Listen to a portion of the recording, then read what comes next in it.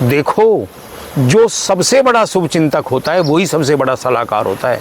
जो शुभचिंतक नहीं है, आप उनकी सलाह पर कोई विश्वास नहीं कर सकते, क्योंकि माता पिता से बड़ा शुभचिंतक इस संसार में कोई नहीं है। इसलिए उनकी सलाह हमारे लिए बड़ी मायने रखती थी। प्यारे दर्शकों, आज मैं बेहद ही महत्वपूर्ण विषय में अपने विचार रखने जा रहा हूँ।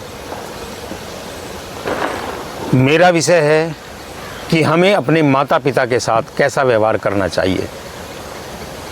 यदि आपको मेरे विचार अच्छे लगे या जैसे भी लगे, आप लाइक और कमेंट द्वारा मुझे ज़रूर सूचित करें। आज हम देख रहे हैं कि हमारे देश में वृद्धों की जो स्थिति है वो चिंतनीय है। अलगाववाद बढ़ रहा है, बच्चे अलग रह रहे हैं, माता पिता अलग रह रहे हैं, वो एकाकी जीवन जी रहे हैं और बहुत से लोग वृद्धाश्रम की तरफ जा रहे हैं। प्यारे दर्शकों, मैं आपको बताऊं, माता पिता के शरीर से ही हमारा शरीर बना है। हमारे रोए रोए पर उनका कर्ज है, और जब उनके हाथ पैर थकने लगे, बीमारियां उन्हें घेरने लगे, वो अपने आप को कमज़ोर महसूस करने लगे, मौत उन्हें दिखाई देने लगे,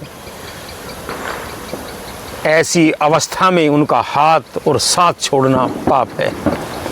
माता पिता के अलग रहने से एक जो सबसे बुरी बात हमारे साथ हुई वो ये कि आज तनाव भरा युग है।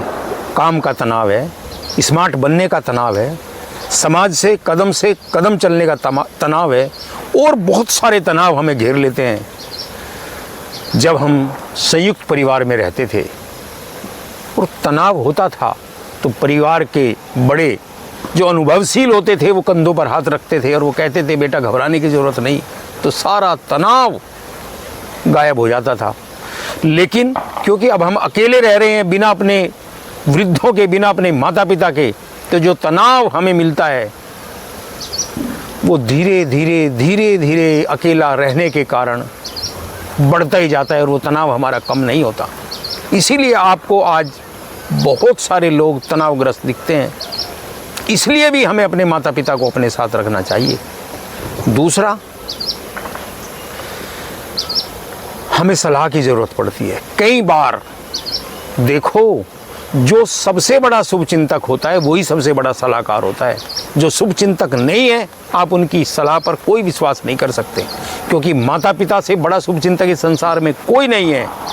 इसलिए उनकी सलाह हमारे लिए बड़ी मायने रखती थी, और हम बहुत सारे अपने संकट, बहुत सारी अपनी चीज़ें केवल उनकी सलाह की वजह से हल कर लेते थे।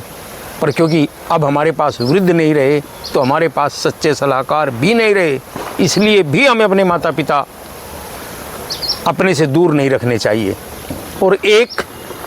और लास्ट मैं आपको एक बात और बताना चाहता हूँ। प्यारे दर्शकों, पहले, आज से 20-30 साल पहले जितनी मेहनत माता पिता अपने बच्चों पर करते थे, जितनी फीस व्यय करते थे, जितनी देख रेख करते थे, अब उससे कई गुना बढ़ गई है। आज का माता पिता अपनी आमदनी का 50 से 60%, मैं मध्यम वर्गीय परिवार की बात कर रहा हूँ, 50 से 60% अपनी आमदनी का अपने बच्चों की फीस पर खर्च कर देता है। उनके टिफिन बनाता है, उन्हें स्कूल में छोड़ने जाता है, उनका होमवर्क देखता है। न जाने कितने कार्य बढ़ गए। आज से 20-30 साल पहले तो ये तक पता नहीं रहता था कि बच्चा कौन सी क्लास में पढ़ रहा है। आज अब माता पिता इतनी ज़्यादा मेहनत कर रहे हैं, अपनी गाढ़ी कमाई का एक एक पैसा अपने बच्चों पर लगा रहे हैं, और ऐसी अवस्था में उन्हें छोड़ना केवल इसलिए कि वो चिड़चिड़े हो गए हैं,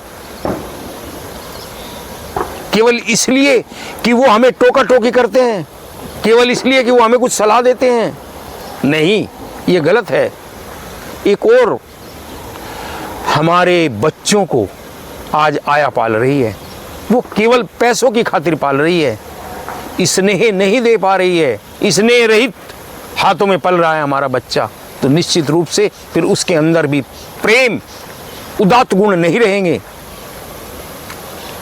संयुक्त परिवार में ये भी लाभ होता था कि हमारे बच्चों को हमारे दादा, दादी, बुआ ये सब पालते थे, तो बच्चे के अंदर स्नेह होता था, उत्साह होता था, सम्मान होता था, यानी मानवीय गुण होते थे।